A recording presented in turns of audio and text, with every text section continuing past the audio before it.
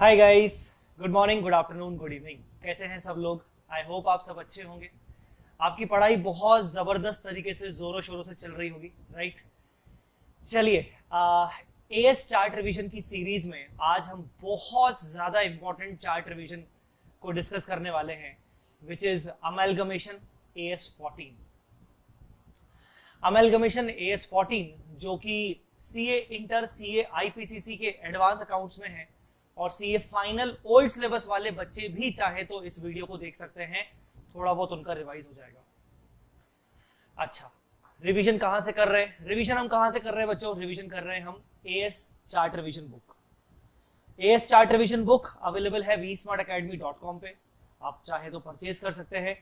बहुत ही minimum cost पे available है, 250 से 300 रुपीज के बीच में आपको ये चार्ट बुक मिलेगा। ये जो लेक्चर हम कर रहे हैं, अभी तक मैंने जितने भी लेक्चर रिकॉर्ड किए हैं और अपलोड किए हैं यूट्यूब पर एएस चार्ट रिवीजन के, इसका मैंने एक सेपरेट प्लेलिस्ट बनाया है अपने चैनल पे, तो आप चाहें तो पूरा प्लेलिस्ट सर्च कर सकते हो और आपको जो भी एएस चार्ट रिवीजन चाहिए हो आप देख सकते हो। आपको ये एग्जाम से पहले क्विक रिवीजन करने में बहुत ज्यादा काम आएगा, ठीक है? चलिए, आज हम बात करेंगे AS14 अमेलगमेशन की, जिसका हम एक क्विक रिवीजन करेंगे। क्विक रिवीजन का मतलब ये नहीं कि हम सिर्फ ऊपर ऊपर से इसको टच करके वापस आ जाएंगे, हम जर्नल एंट्रीज भी डिस्कस करेंगे ताकि पूरी तरीके से आपका अच्छे से कवर हो जाए और कॉन्फिडेंस डेवलप हो जाए, ठीक है? अगर आप ये सोच रहे हो कि आप ये चार्ट रिवीजन देखने के बाद क्वेश्चंस डायरेक्टली करना चाहते हो तो वो भी हो सकता है। आप अच्छे से इस चार्ट रिवीजन को देखिए, फिर आप डायरेक्टली क्वेश्चंस को भी अटेम्प्ट कर सकते हो, ठीक है? चलिए स्टार्ट करते हैं AS11 अमेलगमेशन। बच्चों, अमेलगमेशन जो हमारा कवर हो रहा है इस चार्ट में, वो दो पेजेस में कवर हो रहा है, पेज नंबर 1 और पेज नंबर 2। पेज नंबर 2 ज्यादा बड़ा नहीं है। जो मेजर पॉइंट्स हैं उसको हमने सारे पूरे चार्ट रिवीजन में कवर किया है, पूरे चार्ट में, ठीक है? सबसे पहले हम स्टार्ट करेंगे बेसिक्स में से। बेसिक्स क्या है? Types of amalgamation. ये अमेलगमेशन होता कितने टाइप का है, ठीक है ना? ये अमेलगमेशन होता कितने टाइप का है और उसी में आपको मालूम पड़ जाएगा ये अमेलगमेशन होता क्या है। तो first of all we are going to talk about types of amalgamation. Amalgamation 3 type से हो सकता है। पहला आपको दिख रहा होगा, the first one is merger. Merger मतलब जब दो अलग अलग कंपनीज आपस में मर्ज हो जाएं और दोनों कंपनीज खत्म हो जाएं, दोनों कंपनीज लिक्विडेट हो जाएं और एक थर्ड कंपनी डेवलप हो, विच इज कॉल्ड न्यू कंपनी। वो एक मर्ज्ड कंपनी, मतलब दोनों कंपनीज ने अपना बिजनेस को मर्ज करके एक न्यू कंपनी डेवलप कर ली। दोनों पुरानी कंपनीज लिक्विडेट हो गई, एक न्यू कंपनी अब अपना पूरा काम करेगी। उस कंपनी में दोनों पुरानी कंपनीज का मैनेजमेंट है, उसको बोलते हैं मर्जर। आई बात समझ में?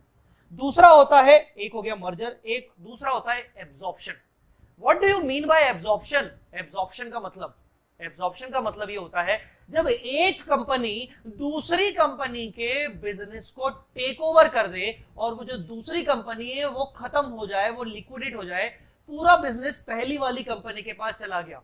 आप देख रहे होंगे A + B = A, मतलब A ने B को टेक ओवर किया और A बची, B खत्म हो गई। यहां A + B = C, A और B आपस में मर्ज हो गए, दोनों खत्म हो गए, C आ गई। ये होता है एब्जॉर्प्शन।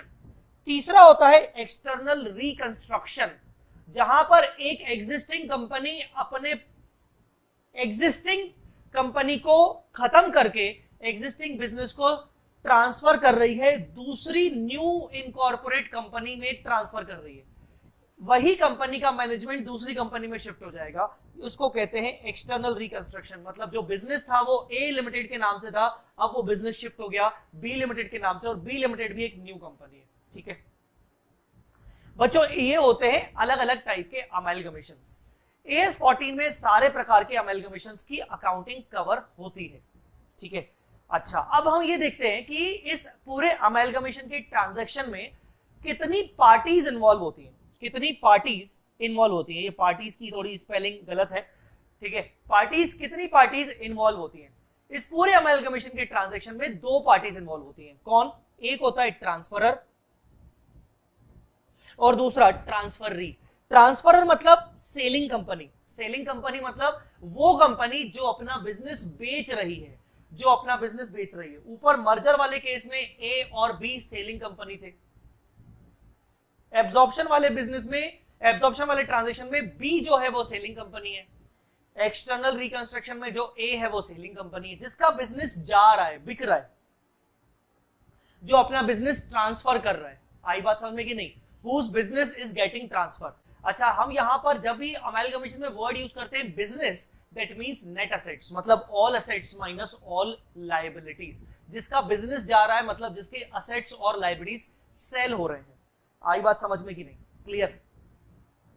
और दूसरी कंपनी होती है बायर कंपनी, जिसको अपन बोलेंगे ट्रांसफर री। ट्रांसफर री मतलब जिसके पास बिजनेस आया, जिसने बिजनेस को टेक ओवर किया, जिसके पास बिजनेस को शिफ्ट किया गया, जिसके पास नेट एसेट्स आए, बिजनेस मतलब नेट एसेट्स, ठीक है, उसको बोलते हैं बायर, बाइंग द बिजनेस। आई बात समझ में? And here business means net assets. Clear बेटा? अच्छा, जो सेलिंग कंपनी है उसके यहां से क्या गया? उसके यहां से नेट एसेट्स गए। उसके यहां से क्या गया? नेट एसेट्स गए। तो उसके यहां से नेट एसेट्स गए तो उसको मिलेगा क्या? क्या वो फ्री में अपने नेट एसेट्स दे रही है? नहीं। ये जो सेलिंग कंपनी है इसके जो मालिक हैं, मालिक मतलब शेयर होल्डर्स, इनके शेयर होल्डर्स को क्या मिलेगा? बिजनेस बेच के क्या मिलेगा? इनको मिलेगा परचेज कंसिडरेशन, मतलब इनको कंसिडरेशन मिलेगा। ये कंसिडरेशन किस फॉर्म में हो सकता है? कंसिडरेशन कैश में हो सकता है, कंसिडरेशन शेयर्स के फॉर्म में होता है। जनरली कंसिडरेशन शेयर्स के फॉर्म में होता है। क्यों? क्योंकि जो मालिक लोग हैं, जो ओनर लोग हैं, वो बोलेगा कि भाई मैं तुझे अपना बिजनेस बेच रहा हूं, तू मुझे भी अपनी कंपनी में मालिक बना दे, मुझे शेयर इशू कर दे। जो व्यक्ति मालिक नहीं बनना चाहता, ओनर नहीं बनना चाहता, उसको कैश दे दो, ऐसा होता है। तो share holders of transferor company get PC against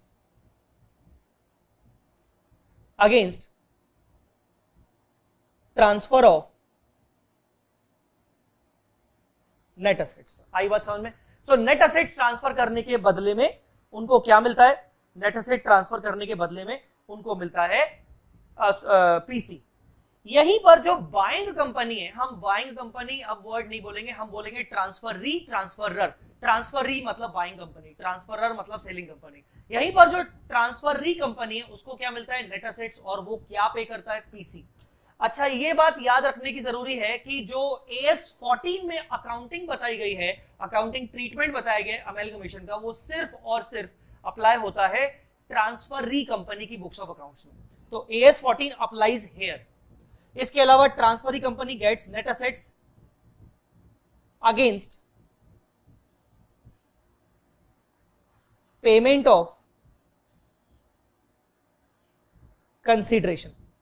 consideration के पेमेंट के अगेंस्ट आपको नेट एसेट्स मिल जाते हैं। आई बात समझ में? तो बच्चों ये था एक बेसिक पॉइंट। अच्छा, यहां पर मैंने कुछ शॉर्टकट्स यूज किए हैं। मैं जब ट्री बोलूंगा तो ट्री मतलब ट्रांसफर री, तो TREE लिख दिया मैंने शॉर्ट फॉर्म। और जब मैं ट्रर बोलूंगा TROR, जहां ट्रर लिखा होगा मतलब ट्रांसफर रर TROR, तो ट्रांसफरी, ट्रांसफरर। ठीक है। अच्छा, ये था बेसिक्स आपके अमेलगमेशन का। अब मुद्दे पे आते हैं। अभी हमने देखा कि अल्टीमेटली यहां पर होता क्या है? अमेलगमेशन एक ऐसा ट्रांजेक्शन जहां पर लेन देन होती है। क्या लेन देन? नेट एसेट्स और पीसी की लेन देन होती है। मैं आपसे नेट एसेट्स ले रहा हूं, मतलब मैं आपसे आपका बिजनेस ले रहा हूं, उसके बदले मैं आपके शेयर होल्डर्स को पीसी दूंगा। कंपनी को पीसी नहीं मिलेगा, शेयर होल्डर्स को पीसी मिलेगा। तो यहां पर लेन देन होती है नेट एसेट्स और पीसी की।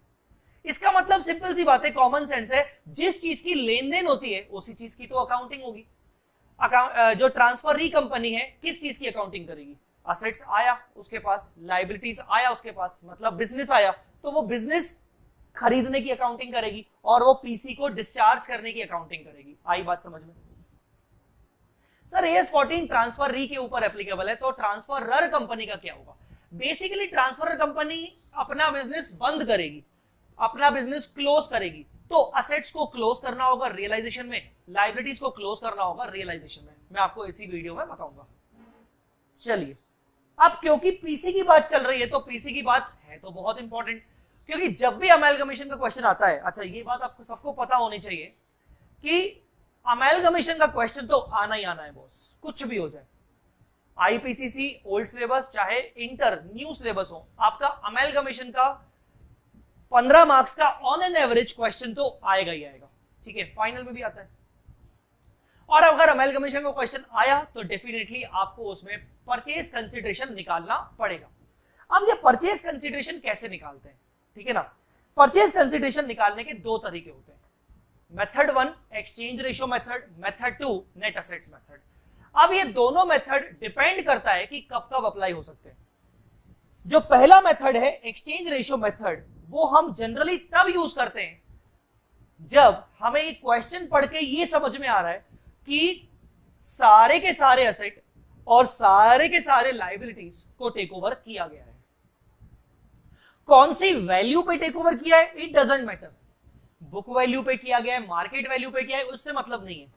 सो पहला जो मेथड है exchange ratio method, when to use, कब यूज करना है, when all assets and all liabilities are taken over, the important is all, जब सारे के सारे असेट लायबिलिटीज टेक ओवर किए जाए।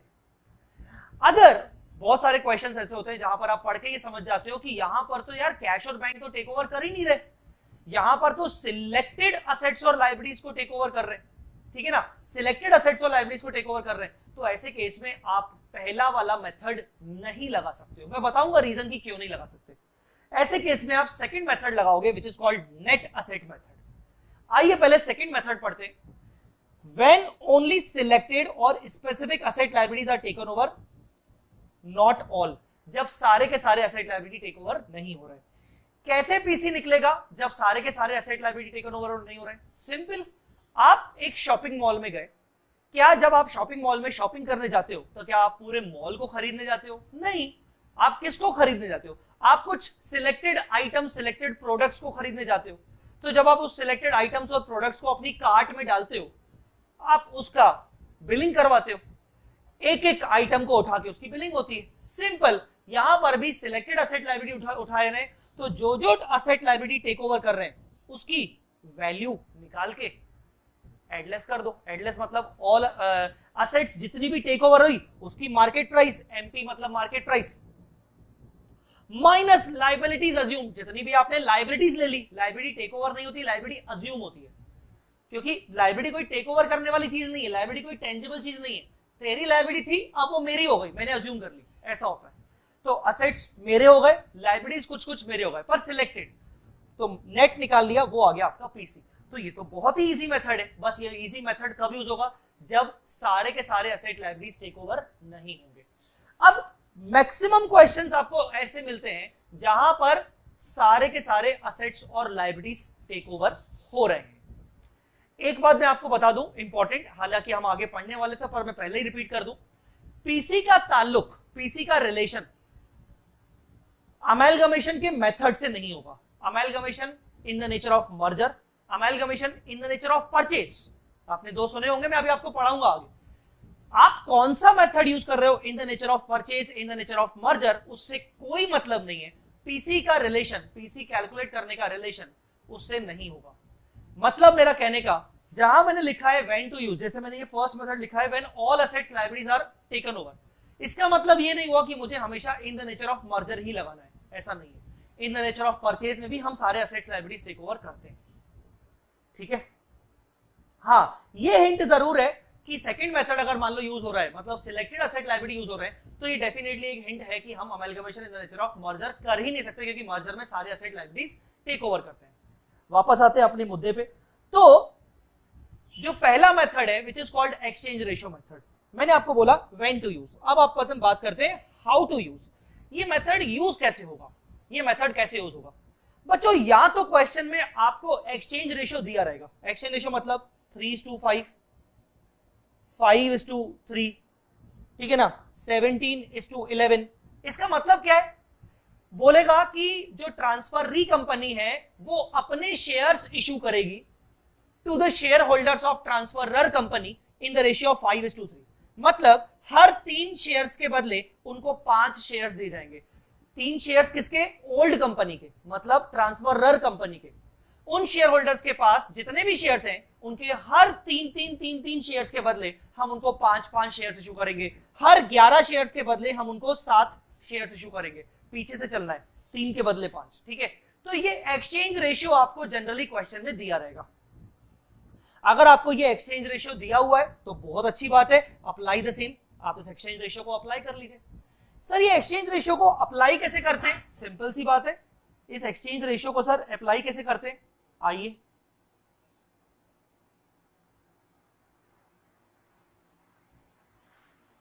अप्लाई करते हैं। एक्सचेंज रेशियो को अप्लाई करने का तरीका होता है number of shares of transferor, transferor के टोटल कितने शेयर्स हैं इनटू एक्सचेंज रेशियो। इससे हमें क्या मिलता है? इससे हमें मिलता है number of new shares to be issued by transferee as PC. आप इसको अप्लाई करते हो। अगर यहां पर अप्लाई करते वक्त कोई फ्रैक्शन आता है, फ्रैक्शन मतलब अगर आपका नंबर ऑफ शेयर्स जो ये आता है, मान लो कुछ ऐसा आ रहा है 9573.47, तो शेयर्स पॉइंट में हो ही नहीं सकते। तो ऐसे केस में जो ये 0.47 है, इस 0.47 के बदले हम क्या देंगे? हम उसके बदले कैश दे देते हैं। आई बात समझ में? तो फ्रैक्शन इफ एनी पे इन कैश।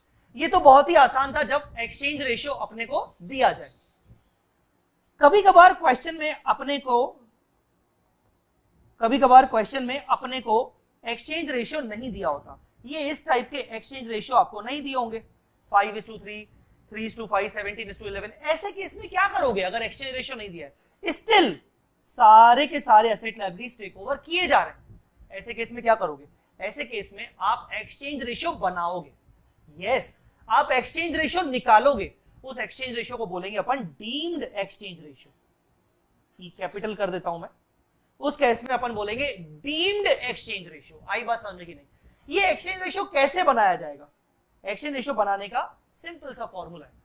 अगर एक्सचेंज रेशियो नहीं दिया है तो, और सारे के सारे एसेट लायबिलिटी टेक ओवर किए गए हैं, तो हम अपना एक्सचेंज रेशियो बनाएंगे।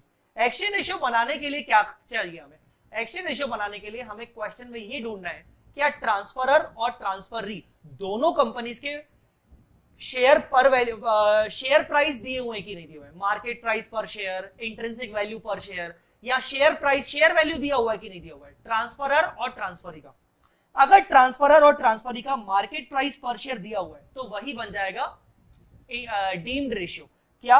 मार्केट प्राइस पर share of transferor divide by market price और इशू प्राइस पर शेयर ऑफ ट्रांसफरी। अगर ट्रांसफरर और ट्रांसफरी का मार्केट प्राइस दिया हुआ है तो हम ये निकाल लेंगे। आई बात समझ में कि नहीं? कभी कभार मार्केट प्राइस दिया होगा, कभी कभार इसका मार्केट प्राइस दिया होगा और इसका आपको वो बोलेगा कि जो न्यू कंपनी है वो न्यू कंपनी अपना शेयर इशू करेगी 10 रुपए में, तो ये इशू प्राइस दिया होगा 10 रुपए, तो market price divide by issue price हो गया। इसीलिए मैंने यहां पर आप देखेंगे ऊपर मैंने बोला है मार्केट प्राइस या फिर आईवी मतलब इंट्रिंसिक वैल्यू, पर नीचे मैंने लिखा है मार्केट प्राइस या फिर आईवी या फिर इशू प्राइस।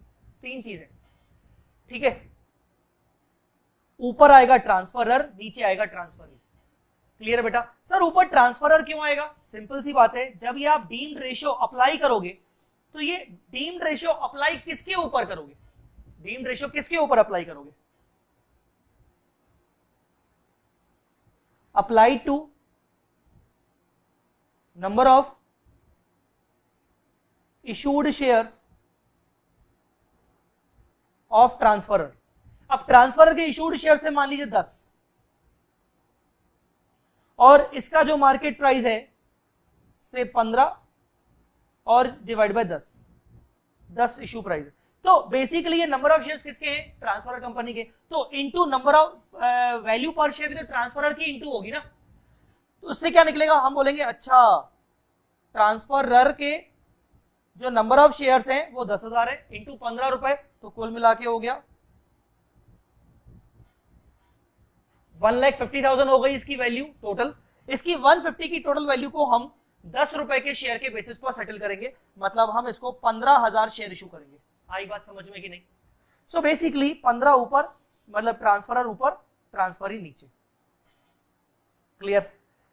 अब इसमें एक और ट्विस्ट है, ये ट्विस्ट है कि मान लीजिए वो क्वेश्चन में आपको बोलता है कि PC shell be discharge on the basis of intrinsic values. कभी कभार ऐसे बोलेगा PC shell be discharge on the basis of intrinsic values, मतलब पीसी जो दिया जाएगा वो इंट्रिंसिक वैल्यूज के बेसिस पर दिया जाएगा, और साला क्वेश्चन में इंट्रिंसिक वैल्यू है ही नहीं।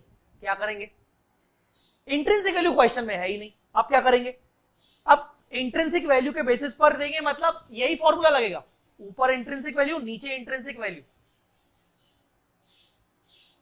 But how to calculate intrinsic value? अगर उन्होंने आपको क्वेश्चन में इंट्रिंसिक वैल्यू नहीं दी है तो आप कैसे निकालोगे? बहुत ही आसान है इंट्रिंसिक वैल्यू निकालना। कैसे? ऑल असेट्स की market value minus all liabilities का पेबल वैल्यू। पेबल वैल्यू मतलब जो भी पे करना है आपको, ठीक है। इसमें ऑल असेट्स लिख रहा हूं इंक्लूडिंग, मैं यहां छोड़ दो, यहां नहीं लिख रहा,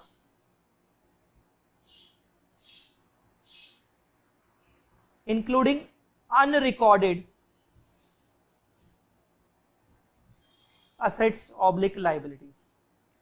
अगर क्वेश्चन में वो आपको कुछ अनरिकॉर्डेड असेट दे रहा है ट्रांसफरर या ट्रांसफर कंपनी के, कि ना एक ऐसी असेट थी जिसको अभी तक हमने बुक्स में दिखाई नहीं है, लाइबिलिटी थी जिसको हमें पे करना है पर बुक्स में नहीं दिख रहा है, तो आप उनको भी जोड़ दोगे। तो all asset minus all liabilities minus PC to preference share holders. Sir ये क्या है? एक्चुअली देखो पीसी मिलता किसको है? PC is discharged. पीसी किसको डिस्चार्ज होता है? पीसी डिस्चार्ज होता है शेयर होल्डर्स को। कौन से share holders? Equity share holders और preference share holders, transferor company के। अब मुद्दा यह है कि पीसी जो डिस्चार्ज होता है ट्रांसफरर कंपनी के इक्विटी और प्रेफरेंस वालों को, तो जो हम इंट्रिंसिक वैल्यू निकालते हैं वो सिर्फ और सिर्फ इक्विटी लोगों के पॉइंट ऑफ व्यू से निकालते हैं। जो हम इंट्रिंसिक वैल्यू निकालते हैं वो सिर्फ इक्विटी शेयर होल्डर्स के पॉइंट ऑफ व्यू से निकलती है। आप जानते हो इंट्रिंसिक वैल्यू का मतलब क्या होता है? इंट्रिंसिक वैल्यू का मतलब होता है अगर कंपनी को आज ही झूठ मूठ में बंद कर दिया जाए, सारे एसेट्स बेचने पड़ेंगे, कितना पैसा मिलेगा, और सारी लायबिलिटीज को सेटल कर देंगे और उसके बाद प्रेफरेंस शेयर होल्डर्स को भी सेटल कर देंगे, तो अंत में हर इक्विटी शेयर होल्डर की झोली में कितना कितना आएगा। तो यही वो फॉर्मूला है कि अगर सारे एसेट बेच दिए जाए, माइनस सारी लायबिलिटीज को पे ऑफ कर दिया जाए, माइनस प्रेफरेंस शेयर होल्डर्स को भी दे दिया जाए। अब यहां पर अगर प्रेफरेंस होल्डर्स को दिया जाएगा तो कितना दिया जाएगा? उनको उनका पीसी के बराबर दिया जाएगा, क्योंकि उनका पीसी फिक्स हो चुका होगा अगर क्वेश्चन में प्रेफरेंशियल कैपिटल होगा तो इससे क्या आ जाएगा? इससे आ जाएगा नेट एसेट वैल्यू। क्या आ जाएगा? Net asset value divided by number of equity share करेंगे तो ये आ जाएगा हमें इंट्रिंसिक वैल्यू। और ये इंट्रिंसिक वैल्यू हम अप्लाई करेंगे डीम्ड एक्सचेंज रेशियो में, और हमें इस तरीके से उसको अप्लाई करना है, हमारा पीसी हमें निकल आएगा। ये बहुत ही इंपॉर्टेंट पॉइंट था, how to calculate PC. I hope आपको ये पॉइंट समझ में आया हो। सर पीसी निकल गया, कौन डिस्चार्ज करेगा? Obviously transfer company. किसको? ट्रांसफरर कंपनी के शेयर होल्डर्स को, ठीक है।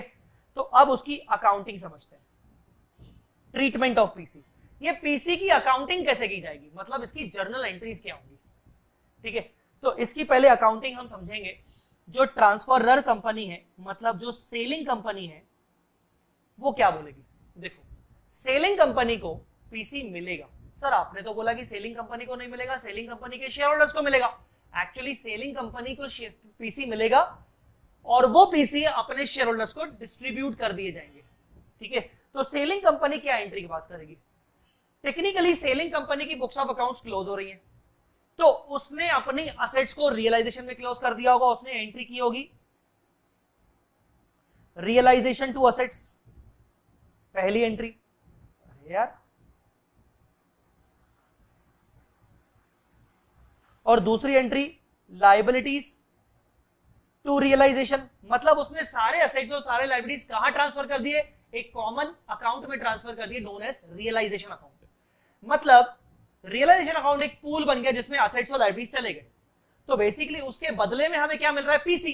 तो उस पीसी को भी हम रियलाइजेशन में ही डालेंगे ताकि हमें नेट फायदा या नुकसान मिल जाए। तो इसीलिए ट्रांसफर कंपनी पीसी की एंट्री क्या करेगी? Transfer account debit to realisation account, ये एंट्री कितने से होगी? ये एंट्री पीसी वैल्यू से होगी। मतलब ट्रांसफर री कंपनी अकाउंट डेबिट, वो बोले वो पहले पीसी को ड्यू कर रही है, मतलब मुझे पीसी मिलेगा किससे? ट्रांसफर री से, तो ट्रांसफर ही बन गया मेरा डेटर टू रियलाइजेशन। ठीक है, चलो भाई मिलेगा। फिर अब पीसी मिल गया, पीसी के फॉर्म में क्या क्या मिला? हो सकता है इक्विटी शेयर्स मिले ट्रांसफर ही कंपनी के, प्रेफरेंस शेयर्स मिले ट्रांसफर ही कंपनी के, डिबेंचर्स मिले ट्रांसफर ही कंपनी के, कैश मिला, तो equity shares in transferee company account, preference shares in transferee company account, cash account और debentures account to transferee company account. PC receive हो गया। देखिए पहले हम बोल रहे थे मुझे पीसी मिलेगा, ड्यू की एंट्री पास करनी थी रियलाइजेशन के थ्रू। क्यों? क्योंकि रियलाइजेशन के थ्रू एंट्री पास करेंगे तो असेट लायबिलिटीज को ऑलरेडी रियलाइजेशन में डाल चुके हैं, पीसी भी जा चुकेगा, पीसी भी चला जाएगा, तो इससे हमें प्रॉफिट और लॉस मालूम पड़ जाएगा। वो प्रॉफिट और लॉस को हम डिस्ट्रीब्यूट कर लेंगे अपने शेयर होल्डर्स में। जैसे हमें पीसी मिलेगा तो हम देखेंगे हमें क्या क्या मिला। अब ये जो हमें मिला है हम इसको डिस्ट्रीब्यूट करेंगे किसको? अपने शेयर होल्डर्स को। तो हम अपने प्रेफरेंस शेयर होल्डर्स को, हम अपने इक्विटी शेयर होल्डर्स को क्या क्या डिस्ट्रीब्यूट कर रहे हैं? ऊपर जो हमने डेबिट किया था equity share, preference share, cash, debentures, वो हम डिस्ट्रीब्यूट कर रहे हैं, वो हम डिस्ट्रीब्यूट कर रहे हैं टू डिबेंचर्स। याद रखिएगा पीसी सिर्फ और सिर्फ इक्विटी शेयर होल्डर्स और प्रेफरेंस शेयर होल्डर्स को ही डिस्चार्ज होता है। ठीक है, डिबेंचर होल्डर्स को अगर हम कुछ पे कर रहे हैं, मतलब ट्रांसफर ही कंपनी डिबेंचर होल्डर्स को पे कर रही है, ट्रांसफरर के डिबेंचर होल्डर्स को, तो वो पीसी का पार्ट नहीं है। वो ये है कि हमने एक लायबिलिटी को सेटल कर दिया। पीसी में डिबेंचर होल्डर्स को जो पे करते हैं, क्रेडिटर्स को पे करते हैं, वो नहीं आएगा। ठीक है, अमेलगमेशन का टॉपिक है इसलिए चार्ट रिवीजन को भी मैं स्लोली ले रहा हूं थोड़ा सा।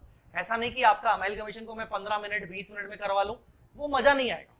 करवाने को मैं आपको 15-20 मिनट में एक रिवीजन करवा सकता हूं, बट आपको वो लिटरली मजा नहीं आएगा। तो यहां पर अमेलगमेशन का टॉपिक है, आपको ऑब्वियसली इसके बाद क्वेश्चंस भी ट्राई करने होंगे।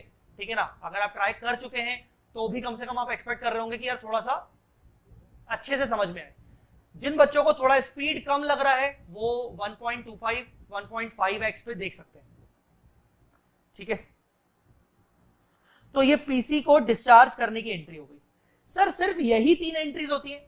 ये सिर्फ पीसी के लिए 3 एंट्रीज थी। ठीक है, अब बात करते हैं बुक्स ऑफ ट्रांसफर री कंपनी, मतलब जो पीसी दे रही है, पीसी डिस्चार्ज कर रही है, नेट असेट्स ले रही है, वो क्या एंट्री पास करेगी? सबसे पहले एंट्री पास करेगी business purchase account debit to liquidator of transferor company account. ये कितने से होगा? ऑब्वियसली पीसी से, हम तो पीसी का ही बोल रहे हैं ना। तो पहली एंट्री होगी बिजनेस परचेज अकाउंट डेबिट। ये बिजनेस परचेज क्या है? टोटल बिजनेस की वैल्यू, हमारा टोटल बिजनेस आया, इसमें मशीन आया, plant machinery, furniture fixtures, land and building, tangible assets, intangible assets, whatever, इसमें सब कुछ जुड़ा हुआ है बिजनेस परचेज को। अगली एंट्री में हम इसको खोलते हैं, तो पहले हमें पीसी हमें देना है, तो उसकी हमने ड्यू की एंट्री पास की कि हमारा business purchase to liquidator of transferor company. Liquidator क्यों? क्योंकि ट्रांसफर कंपनी बंद हो रही तो उसके लिक्विडेटर को अपॉइंट किया गया होगा। अब एक सेकेंड एंट्री पास की जाती है जहां पर असेट्स को रिकॉर्ड किया जाता है। मैं वो एंट्री यहां पर मैंने नहीं की है क्योंकि हम यहां पर सिर्फ पीसी का अकाउंटिंग पढ़ रहे हैं। वो जो एंट्री है वो मैं आपको इसी वीडियो में आगे बताऊंगा। लिक्विडेटर को अकाउंट को डेबिट करते हैं, और हमने क्या क्या दिया? हमने इक्विटी शेयर कैपिटल इशू किया, प्रेफरेंस शेयर कैपिटल इशू किया, हो सकता है सिक्योरिटी प्रीमियम पे इशू किया, हमने कैश दिया, हमने डिबेंचर दिया, व्हाटएवर। इक्विटी शेयर होल्डर्स को डिबेंचर दे सकते हैं, इक्विटी शेयर होल्डर को कुछ भी दे सकते हैं, वो पीसी होगा, पर डिबेंचर होल्डर को आप कुछ भी दोगे वो पीसी नहीं होगा। आगे ये इंपॉर्टेंट पॉइंट है आपके लिए समझना।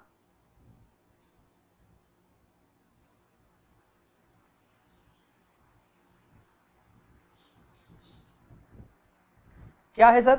अगर पीसी नेट असेट की वैल्यू से ज्यादा है, मतलब आपने पे किया 100 करोड़ और आपको नेट असेट्स मिले 92 करोड़, तो 8 करोड़ जो आपने एक्सेस पे किया दैट इज योर गुडविल। और अगर पीसी आपके नेट असेट वैल्यू से कम है, मतलब आपने पे किया 100 करोड़, आपको मिला 105 करोड़, तो आपका आएगा गुड कैपिटल रिजर्व। अब ये जो मैंने बोला कैपिटल रिजर्व आएगा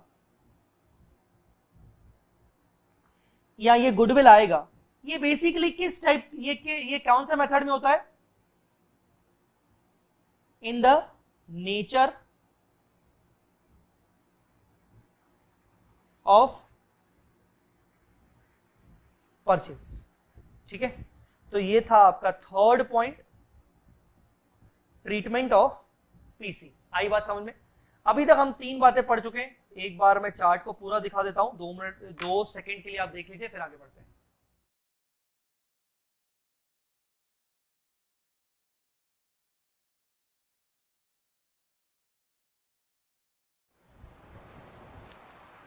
ओके, सो अब अभी तक आपको समझ में आया होगा। ठीक है, मैं आगे बढ़ रहा हूं। नाउ जैसा मैंने आपको बताया था कि AS14 अप्लाई होता है सिर्फ ट्रांसफर री कंपनी की बुक्स में, तो हम बात करेंगे डिटेल में ट्रांसफरी कंपनी की बुक्स के बारे में। ट्रांसफरी कंपनी की बुक्स जहां पर AS14 अप्लाई होता है, यहां AS14 कहता है कि अकाउंटिंग करने के लिए ट्रांसफर री कंपनी को पहले यह देखना पड़ेगा कि उसका जो अमेलगमेशन है वो कौन सा नेचर ऑफ अमेलगमेशन है। क्या ये इन द नेचर ऑफ मर्जर है या फिर ये इन द नेचर ऑफ परचेज है। आइए देखते हैं इन द नेचर ऑफ मर्जर को। सबसे पहले हम हमेशा in the nature of merger समझेंगे, फिर इन द नेचर ऑफ परचेज समझेंगे। AS14 ने इन द नेचर ऑफ मर्जर के लिए 5 कंडीशंस बताई हैं। कंडीशन नंबर 1, 2, 3, 4, 5, और ये कहा है कि ये पांचों के पांचों conditions, all conditions must be fulfilled. अगर ये पांचों के पांचों कंडीशन फुलफिल होते हैं तो ये माना जाएगा कि जो ट्रांजैक्शन हुआ है ट्रांसफर और ट्रांसफरी के बीच में अमेलगमेशन का, वो ट्रांजैक्शन का जो नेचर है वो मर्जर का नेचर है। आइए कौन सी कंडीशंस है। पहली condition, all assets and liabilities must be taken over. क्या सारे के सारे एसेट्स और लायबिलिटीज को टेक ओवर किया गया है? कोई भी एसेट लायबिलिटी नहीं छोड़ा गया। ठीक है, एट सेम बुक वैल्यू। आप अगर सारे के सारे एसेट लायबिलिटीज को टेक ओवर करते हो और आप रिकॉर्ड करोगे सेम बुक वैल्यू पे, एट सेम बुक वैल्यू मतलब यहां पर बात चल रही है रिकॉर्डिंग की। अगर आप उनको रिकॉर्ड करोगे सेम बुक वैल्यूज पे, मतलब आप असेट्स को टेक ओवर करके लाए, आप रिकॉर्ड करोगे सेम बुक वैल्यू पे। सेम बुक वैल्यू मतलब जो बुक वैल्यू ऑलरेडी, जो value already transferor company book में एग्जिस्ट कर रही थी, सेम वैल्यू पे अगर आप उसको रिकॉर्ड कर रहे हो, लायबिलिटी को भी सेम वैल्यू पे रिकॉर्ड कर रहे हो, तो सेकंड कंडीशन मानी जाएगी कि फुलफिल हुई। Third most important condition, merger की थर्ड कंडीशन कहती है कि minimum 90% of the equity share holders of transferor company, transferor company जिसके बिजनेस को हम टेक ओवर कर रहे हैं, उसके 90% of share holders, minimum 90% share holders का कंसेंट आपको मिल जाना चाहिए इस अमेलगमेशन के लिए। मतलब वो हां कर दें कि ठीक है हम इस अमेलगमेशन के लिए रेडी हैं, 90% ऑफ इक्विटी शेयर होल्डर्स। पर इसमें याद ये रखना कि ये 90% ऑफ एक्सटर्नल देखना है,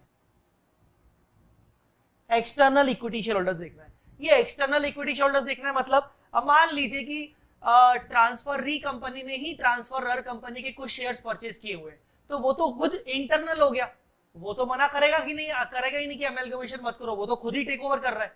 तो उसके शेयर्स को हटाकर बाकी जो आउटसाइड शेयर होल्डर्स है उसका 90% ऑफ शेयर होल्डर्स का एग्री होना जरूरी है इस अमेलगमेशन के लिए। चौथा condition, PC must be discharge only in the form of equity shares. ये बहुत ज्यादा जरूरी है कि अगर आप amalgamation in the nature of merger के हिसाब से अकाउंटिंग करना चाहते हो तो आपने पीसी कैसे दिया है ये देख लो।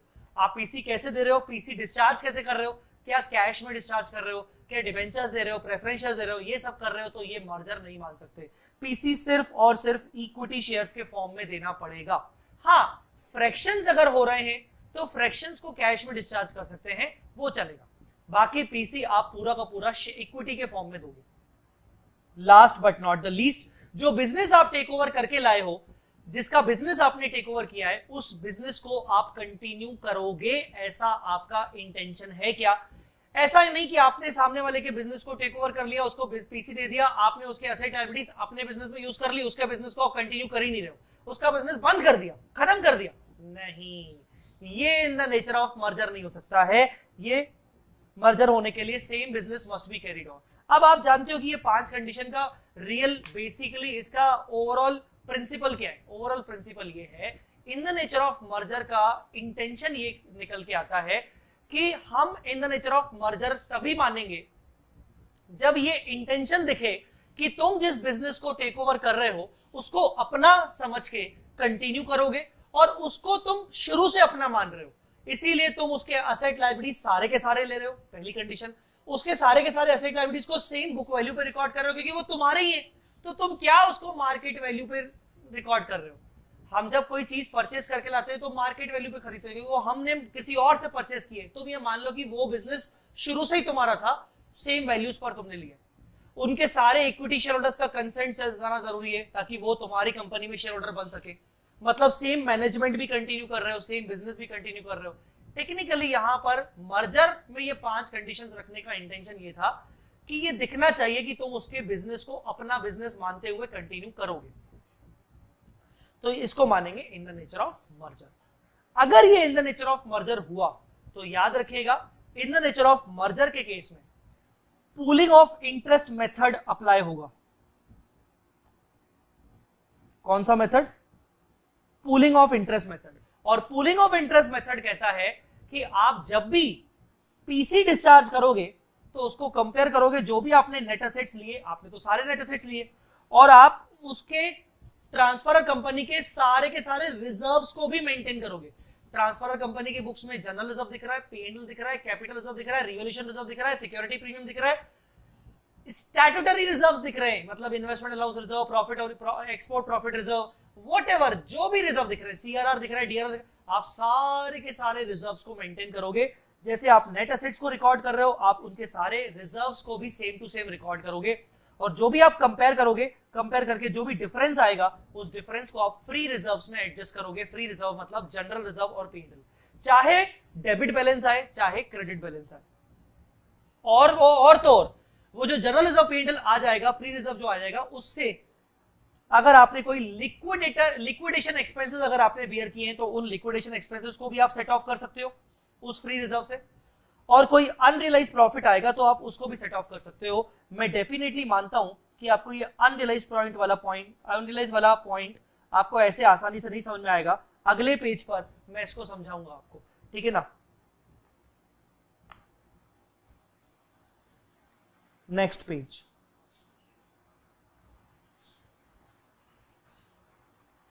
Covered in next page. तो अगले पेज पर मैं आपको समझाऊंगा कि कैसे हम अनरियलाइज प्रॉफिट का ट्रीटमेंट करते हैं। इसको आप छोड़ भी दोगे यहां पे तो चलेगा।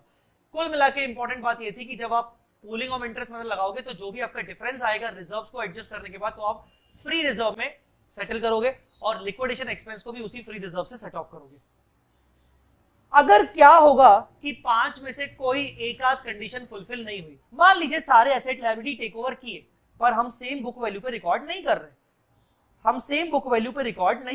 फिर क्या करोगे?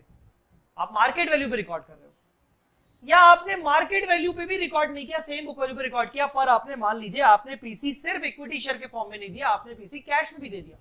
ऐसे केस में नहीं माना जाएगा कि आपका मर्जर हुआ है, माना जाएगा कि आपका in the nature of purchase है। क्या लिखा है?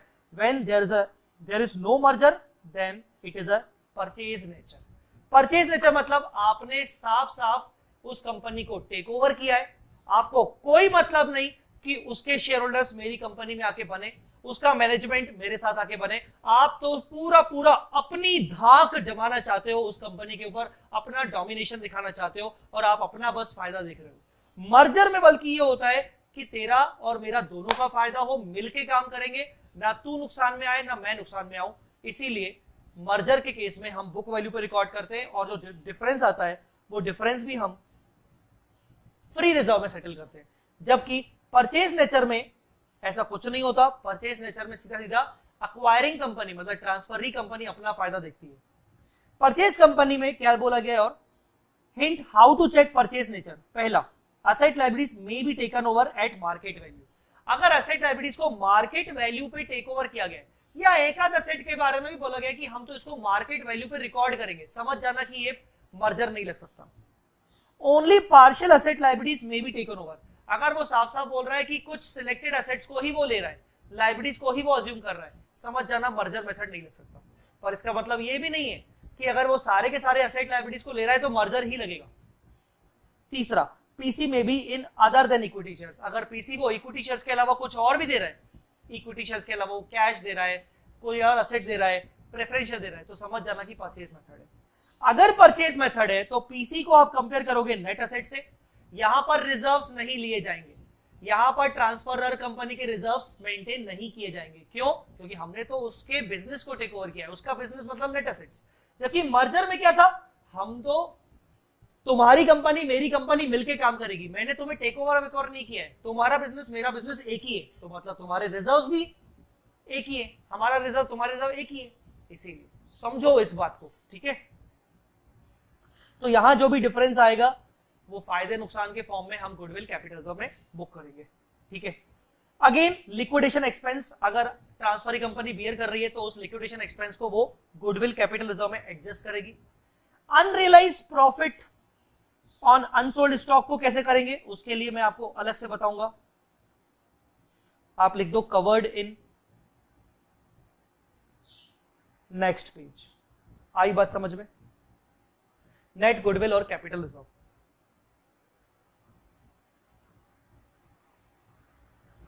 भाई साहब इतना क्लियर हुआ कि नहीं? So this was books of transferee company. हम डिटेल्ड में रिवीजन कर रहे हैं, ये रिवीजन कोई ऐसा रिवीजन नहीं है जहां पर 15 मिनट में, 20 मिनट में, 25 मिनट में आपको एक समरी बता दी जाए और बोल दिया जाए लो बेटा इन 25 मिनट्स आपका अमेलगमेशन हो गया। नहीं नहीं नहीं नहीं, नहीं ऐसा नहीं, ये चैप्टर ही ऐसा नहीं है। ये चैप्टर आपका एग्जाम में 16 मार्क्स का से 15 से 20 मार्क्स का आ सकता है, ठीक है ना। जो एट प्रेजेंट जिस टाइम पे मैं ये लेक्चर ले रहा हूं ना, उस टाइम पे इंस्टीट्यूट ने नवंबर 20 के लिए एमटीपी रिलीज कर दिया है एडवांस अकाउंट्स का। आज ही, आज का लेक्चर लेने का मेरा डेट है 14 अक्टूबर और 14 अक्टूबर को एडवांस अकाउंट्स का एमटीपी रिलीज हो गया। मैं उसके ऊपर सेपरेट वीडियो निकालूंगा।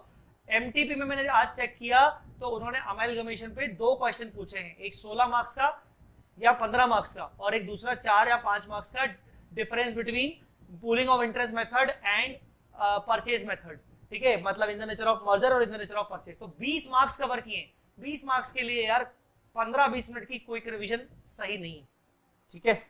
चलिए, तो ये वाला था आपका बुक्स ऑफ ट्रांसफरी कंपनी। अगले पेज पे जो पॉइंट्स हैं वो बिल्कुल ही लाइट पॉइंट्स हैं, ज्यादा कोई हार्ड नहीं है, ठीक है। आते हैं अपन सबसे पहले रिजर्व्स पे। हम बात करेंगे रिजर्व्स पे, जो अभी हम बात कर चुके हैं बेसिकली कि ट्रांसफरर कंपनी के रिजर्व्स का क्या क्या होगा। अगर परचेज मेथड होगा तो हमें उसके रिजर्व से कोई मतलब नहीं है, नहीं नहीं नहीं नहीं, नहीं। हमें उसके सिर्फ असेट से मतलब है, हमें लायबिलिटी से मतलब है। तो ignore all reserves except statutory reserve. हाँ, पर कभी कभार ऐसा होता है हम उसके रिजर्व्स को टेक ओवर नहीं करना चाहते, हमें क्या मतलब उसके रिजर्व से, पर कभी कभार एक लीगल रिक्वायरमेंट होती है कि अगर हमने उसके कुछ स्टैट्यूटरी रिजर्व जैसे investment allowance reserve, export profit reserve, जो उसने किसी एक्ट या इनकम टैक्स की रिक्वायरमेंट को फुलफिल करने के लिए बनाए थे, हमें उसको मेंटेन करना पड़ेगा, नहीं तो दिक्कत हो सकती है। मान लीजिए इनकम टैक्स डिपार्टमेंट ने ट्रांसफरर कंपनी को बोला था कि ये तुझे रिजर्व को 8 साल तक मेंटेन करना है, चौथे साल के बाद ही हमने उसको उसके बिजनेस को टेक ओवर कर लिया। 4 साल तक तो मेंटेन किया, उसके बाद का क्या?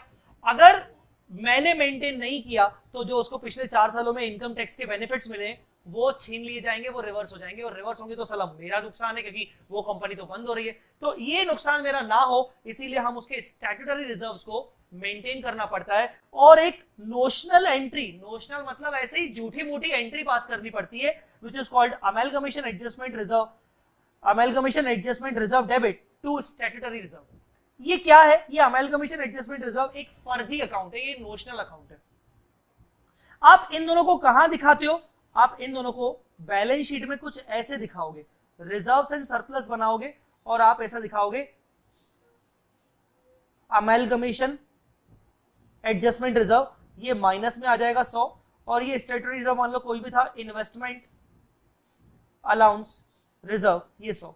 मतलब सर ये तो इसका तो कुछ मतलब ही नहीं हुआ, तो कट हो रहा है, बिल्कुल, पर आपका प्रेजेंटेशन ऐसा दिखेगा, मतलब आप नेगेटिव में ही सही पर दिखाओगे आप ऐसे बैलेंस शीट में, ठीक है।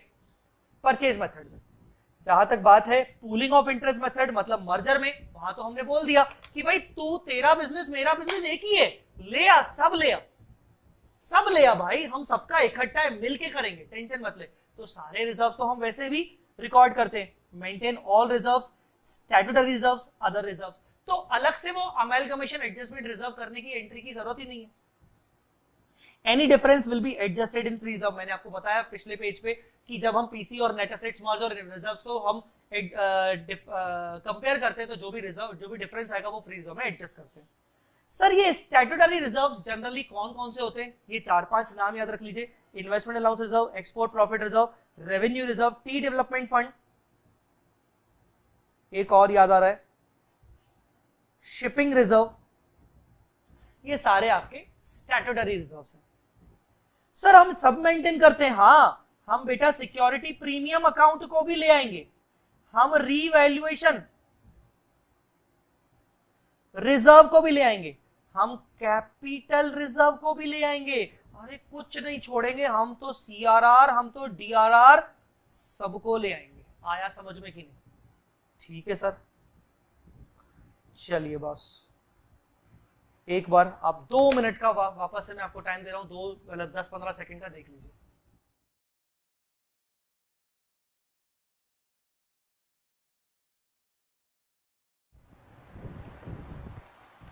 ओके अच्छा, एक इंपॉर्टेंट बात समझिएगा, जो ट्रांसफरी कंपनी होती है वो नेट असेट्स को टेक ओवर करने की सबसे इंपॉर्टेंट एंट्री करती है। सबसे पहले वो पीसी की एंट्री कर रही थी, बिजनेस परचेज वाली। उसके बाद वो एक सेकंड एंट्री पास करती है जहां पर वो दिखाती है कि भाई हम असेट्स लेके आए, assets account debit to liabilities account to business purchase account. इस बिजनेस परचेज में पीसी का अमाउंट आएगा, असेट का या तो जो भी वैल्यू, मार्केट वैल्यू या बुक वैल्यू, जिस पे भी आप रिकॉर्ड कर रहे हो, मार्केट वैल्यू या बुक वैल्यू करते हो। ये करने के बाद, ठीक है, ये करने के बाद इसमें अगर डिफरेंस आएगा तो डिफरेंस को मैं अलग से लिख देता हूं, या तो वो गुडविल होगा या तो वो कैपिटलिज्म होगा। हम बात कर रहे हैं परचेज मेथड की। चलो परचेज मेथड छोड़ो, परचेज मेथड की। और अगर मर्जर मेथड होगा तो टू रिजर्व्स भी आ जाएंगे और फिर डिफरेंस फ्री रिजर्व में एडजस्ट हो जाएगा। ये एक बहुत ही इंपॉर्टेंट पॉइंट है। यहां स्टूडेंट्स कुछ ज्यादा ही उलझते हैं, कुछ बच्चे यहां पर उलझते हैं। क्वेश्चन में आप बहुत बार पढ़ोगे, लिखा होता है कि debenture holders of old company और debenture holders of transferor company shall be discharge by issuing new debentures. ऐसा करके आपने पढ़ा होगा बहुत बार, shall be discharge by issuing new debentures of transferee company. पहली बात, डिबेंचर होल्डर्स को जो भी दे रहे हैं वो पीसी का पार्ट नहीं है। दूसरी बात, इसकी ट्रीटमेंट क्या होगी? अगर transferee company is making settlement with debenture holders of transferor तो क्या होगा? सबसे पहले book the liability towards debenture holders at agreed value. मान लीजिए ट्रांसफरर कंपनी के जो डिबेंचर्स हैं उनका बुक वैल्यू ट्रांसफर की बुक्स में दिख रहा है 15 लाख, 15 लाख रुपए, 15 लाख रुपीस दिख रहा है। But we will give them new debentures of our company at 16 lakh value, मतलब हम उनको 16 लाख के डिबेंचर्स देंगे। तो सबसे पहले book the liability towards debenture holders at agreed value, that is at 16 lakh under second entry of asset liability recognition. जो मैंने अभी आपको ये एंट्री बताई ना, यहां तो यहां पर जहां आप लायबिलिटी बुक कर रहे हो ना, तो आप लायबिलिटी बुक कर रहे हो तो बहुत सारी लायबिलिटी होंगी, क्रेडिटर्स, तो उसमें आप बुक दिखाओगे डिबेंचर होल्डर्स 16, मतलब जितना एक्चुअली अग्री हुआ है उसकी बुक्स में कितना दिख रहा है उससे आपको मतलब नहीं, जितने में आपका अग्रीमेंट हुआ कि आप उसको कितने के दे रहे हो। ठीक है, क्लियर हुआ कि नहीं? फिर अच्छा, ये आपको समझ में आ गया, वो उस पर जाता है। फिर आगे चल के क्या होगा? आपने 2 डिबेंचर होल्डर दिखा दिया सेकेंड एंट्री में, अब आप आगे चल के उसको नए डिबेंचर इशू करोगे, सेटलमेंट एंट्री। तो डिबेंचर होल्डर्स डेबिट जो भी अग्रीड वैल्यू थी to new debentures face value security premium. ये जो पॉइंट है difference in about goodwill capital reserve, ये काट दीजिए। टू न्यू डिबेंचर्स और to security premium account if any, या फिर डिस्काउंट ऑन इशू, हो सकता है discount on issue account debit if any. Sir आपने ये कटने को क्यों बोला? एक्चुअली मैंने अग्रीड वैल्यू आपको बोल दिया कि इधर ही आप सेकेंड एंट्री में लिख दो, तो अगर आप यहां पर ही 16 लिख दोगे जबकि उसके 15 थे तो अपने आप जो 1 रुपया का जो फायदा है, 1 रुपये का जो 1 लाख रुपीज का जो फायदा नुकसान है, वो अपने आप गुडविल रिजर्व में, गुडविल कैपिटल रिजर्व में या फ्री रिजर्व में अपने आप यहाँ पर एडजस्ट हो जाएगा। तो जैसे ही आप उस डिबेंचर को सेटल करने के लिए जो भी अग्रीड वैल्यू होती है, अगर आप उस अग्रीड वैल्यू को रिकॉर्ड करोगे तो अपने आप आपका गुडविल कैपिटल रिजर्व या free reserve whatever in case of merger अपने आप यहाँ एडजस्ट हो जाएगा। ठीक है, तो ये आपका सेटलमेंट वाला है। ठीक है, next intercompany stock unrealised profit वाला, जो मैंने ऊपर के पेज में बताया था कि covered in the next page. दो बातें हो सकती है, या तो ट्रांसफरर कंपनी ने ट्रांसफरी कंपनी को गुड्स बेचे थे पहले और अमेलगमेशन के टाइम पर ट्रांसफरी कंपनी के पास अनसोल्ड स्टॉक है जिसमें प्रॉफिट है ट्रांसफरर का, और इसका वाइज वर्सा, मतलब ट्रांसफरी ने गुड्स बेचे थे पहले ट्रांसफरर को और जब अमेलगमेशन कर रहे हैं तो अनसोल्ड स्टॉक ट्रांसफरर के पास है जिसमें प्रॉफिट है ट्रांसफरी का। तो आपको ये पहचानना पड़ेगा कि ट्रांजैक्शन कौन सा है, ट्रांजैक्शन कौन सा है। स्टॉक इन ट्रांसफर री बुक्स, ट्रांसफर री की बुक्स में स्टॉक है, ट्रांसफर री कंपनी मतलब जो न्यू कंपनी है जो AS14 अप्लाई कर रही है उसके पास स्टॉक रखा है, तो वो स्टॉक कहां से आया, ट्रांसफरर से। प्रॉफिट किसने कमाया, ट्रांसफरर ने। इसको हम अपस्ट्रीम ट्रांजैक्शन बोलते हैं। और stock in transferor book, transferor book, transferor कौन, ट्रांसफरर कौन, जिसकी कंपनी बंद हो रही है, उसके पास स्टॉक रखा हुआ है, किसका, ट्रांसफर री का। ट्रांसफर री ने प्रॉफिट अर्न किया और वही वो स्टॉक लेके आ रहा है। ठीक है, जब वो लेके आ रहा देख रहा है अरे यार इसमें तो प्रॉफिट मेरा है, तो ऐसे केस में क्या करेंगे, अल्टीमेटली उस स्टॉक में से आप प्रॉफिट हटाओगे। हम मान के चल रहे हैं कि प्रॉफिट होगा, लॉस भी हो सकता है। मैं यहां पर जितनी भी एंट्री की है मैंने वो प्रॉफिट के बेसिस पर की, लॉस होगा तो इसका रिवर्सल उल्टा एंट्री हो जाएगा, तो वो डाउनस्ट्रीम ट्रांजैक्शन होगा। अब ये अपस्ट्रीम डाउनस्ट्रीम ट्रांजैक्शन को कैसे समझना है आपको। मान लीजिए अपस्ट्रीम ट्रांजैक्शन है, अपस्ट्रीम ट्रांजैक्शन मतलब, अपस्ट्रीम ट्रांजैक्शन मतलब सर अपस्ट्रीम ट्रांजैक्शन का मतलब ये हुआ कि प्रॉफिट अर्न किया किसने,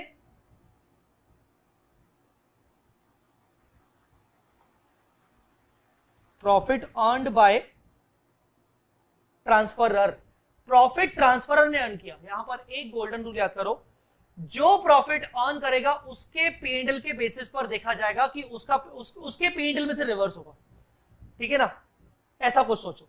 profit earned bye transferor, upstream transaction है, अपस्ट्रीम ऊपर जा रहे हैं, ऊपर कौन बैठा है, जो कंपनी जिसने टेक ओवर किया, नीचे कौन बैठा है, जिस कंपनी को टेक ओवर किया गया। तो नीचे वाली कंपनी ने ऊपर को बेचा, तो यहां पर देखा जाएगा प्रॉफिट किसने अर्न किया, प्रॉफिट ट्रांसफरर कंपनी ने अर्न किया। हमें प्रॉफिट को हटाना है तो टू स्टॉक करेंगे, स्टॉक की वैल्यू में से प्रॉफिट हट जाएगा। डेबिट क्या करूं, अगर परचेज मेथड है तो आपको पता है कि परचेज मेथड के केस में हम सामने वाली कंपनी के कोई भी प्रॉफिट्स, कोई भी रिजर्व्स मेंटेन नहीं करते। जब हम मेंटेन ही नहीं करते, उसने प्रॉफिट कमाया, उसके रिजर्व्स में प्रॉफिट शामिल है पर उसके रिजर्व्स को हम मेंटेन ही नहीं कर रहे हैं, तो हम उसके रिजर्व्स को डेबिट कर नहीं सकते। हम अपने रिजर्व्स डेबिट नहीं कर सकते क्योंकि हमने तो प्रॉफिट अर्न नहीं किया, तो इसलिए हम गुडविल को डेबिट कर देते हैं। सेकंड वाली एंट्री में अगर हमें गुडविल मिला था या कैपिटल रिजर्व मिला था तो हम गुडविल कैपिटल रिजर्व से एडजस्ट कर लेते हैं, गुडविल ऑब्लिक कैपिटल रिजर्व। पर अगर मर्जर नेचर था, मतलब पूलिंग ऑफ इंटरेस्ट मेथड था, तो हमने उसके प्रॉफिट्स को भी मेंटेन किया होगा, हम उसके सारे रिजर्व्स लेके आए होंगे और उसी के रिजर्व्स में उसने प्रॉफिट अर्न किया है, तो हम उसके रिजर्व्स को ही डेबिट कर देंगे। तो बेसिकली यहां पर डिपेंड करता है हमारे पास उसके रिजर्व्स हैं कि नहीं। अगर मर्जर मेथड है तो हमारे पास उसके प्रॉफिट्स हैं और उसके प्रॉफिट्स में वो प्रॉफिट शामिल होगा, तो वो प्रॉफिट हटा दो, उसी के रिजर्व्स को डेबिट कर दो। पर अगर हमारा परचेज मेथड है तो हमने उसके रिजर्व्स को मेंटेन ही नहीं किया, उसने प्रॉफिट अर्न तो किया पर उसके रिजर्व्स को हमने मेंटेन नहीं किया, तो हम गुडविल कैपिटल रिजर्व को डेबिट कर लेंगे, हम अपने रिजर्व्स को नहीं हिलाएंगे। अब बात यहां पर होती है stock in transferor company, profit किसने कमाया,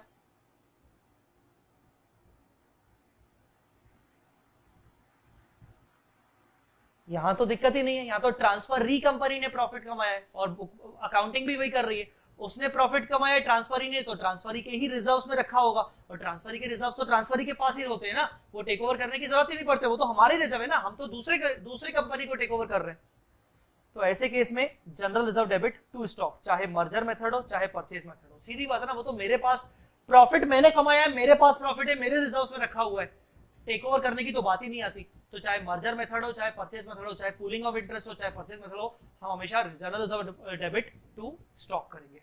ठीक है, तो ये इसका इंपैक्ट मैंने ऊपर क्यों कवर किया था आपको दिखेगा, आप देखो यहां पूलिंग ऑफ इंटरेस्ट मतलब में जनरल रिजर्व और पेंट लाया था, फिर हमने अनरियलाइज्ड प्रॉफिट ऑब्लिक लॉस हमने दिखाया, यहां पर प्लस माइनस कर रहे हैं क्योंकि जनरल रिजर्व से एडजस्ट होगा, और यहां पर भी हम दिखा रहे हैं plus minus unrealised profit oblique loss plus minus goodwill से सेटल होगा, क्योंकि ऊपर हम यहां उसका ट्रीटमेंट हम यहां पर देख चुके हैं कि देखो गुडविल से हो रहा है, वाकई में जनरल रिजर्व से हो रहा है, जनरल रिजर्व से हो रहा है, ठीक है। इसीलिए last but not the least, बहुत ही इजी है, ये सबको पता होगा, ट्रांसफरर कंपनी और ट्रांसफरी कंपनी दोनों की बैलेंस शीट में एक दूसरे से पैसा लेन देन दिख रहा है, रिसीवेबल एंड पेबल। एक दिखा रहा है मुझे लेना है दूसरे से और दूसरा दिखा रहा है मुझे लेना है पहले से। अमेलगमेशन के टाइम जब हम बैलेंस शीट बनाएंगे तो दोनों का रिसीवेबल पेबल हम दोनों का कट ऑफ कर देंगे। एक की बुक्स में दिख रहा है 100 रुपीज लेने हैं, दूसरे की बुक्स में दिख रहा है 100 रुपीज लेने हैं, तो दोनों 100 कट ऑफ हो जाएंगे। कभी कभार ऐसा हो सकता है कि एक दिखा रहा है 100 देना है, दूसरा दिखा रहा है 90 लेना है, तो डिफरेंस आ रहा है, तो वो हो सकता है डिफरेंस के बारे में आपको एडिशनल इन्फॉर्मेशन बताएगा कि वो डिफरेंस क्यों है। अकॉर्डिंगली आप उस एडिशनल इन्फॉर्मेशन के बेसिस पर रेक्टिफिकेशन करोगे और आप फिर सेट ऑफ करोगे। तो कुल मिला के आपको कुछ नहीं करना, बैलेंस शीट बनाते वक्त आपको रिसीवेबल्स और पेबल्स को, कॉमन डेट्स को सेट ऑफ करना है।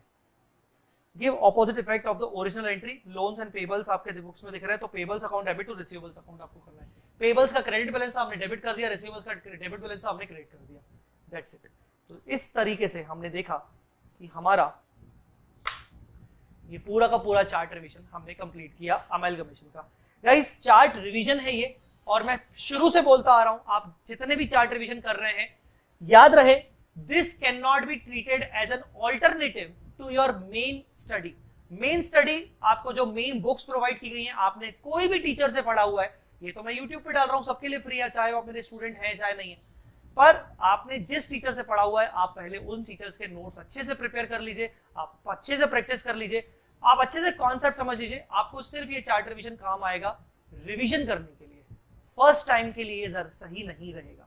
अगर आप एज अ ऑल्टरनेट की तरह देख रहे हो कि यार मेरी पढ़ाई अच्छे से नहीं हुई, मैं सिर्फ चार्ट रिवीजन से कर लूंगा, तो सॉरी टू से गाइस, आप चार्ट रिवीजन से इतना अच्छा नहीं कर पाओगे।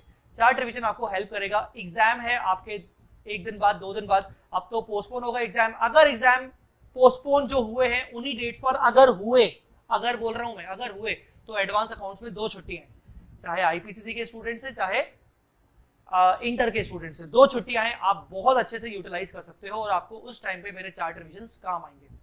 ये चार्ट रिवीजन ना ही सिर्फ नवंबर 20 बल्कि आगे के अटेम्प्ट्स के लिए भी इक्वली अप्लीकेबल रहेंगे। तो मैं नवंबर 20 का नाम तो ले रहा हूं, बट ये आगे के अटेम्प्ट्स के लिए भी एप्लीकेबल रहेंगे, ठीक है। तो चलिए अभी हम इस पूरे चार्ट रिवीजन को कंप्लीट कर चुके हैं। अगर आपको चार्ट रिवीजन अच्छे लगते हैं तो आप मुझे फीडबैक जरूर दीजिए, मुझे व्हाट्सएप करके फीडबैक दीजिए 7887788705 पे, आप यूट्यूब पे कमेंट पे फीडबैक दीजिए, ठीक है ना। टेलीग्राम ग्रुप और टेलीग्राम चैनल जो सीए इंटर वालों का है और फाइनल वालों का है, मैं उसकी लिंक इस वीडियो के डिस्क्रिप्शन में डाल दूंगा, आप वो भी ज्वाइन कर लीजिएगा ताकि आपको सबके अपडेट्स मिलते रहे। चलिए thank you so much guys, इसी के साथ मिलते हैं अगले चार्ट रिवीजन में। अभी के लिए इतना ही, बाय बाय, धन्यवाद, गुड नाइट, शब्बा खैर, ऑल द बेस्ट।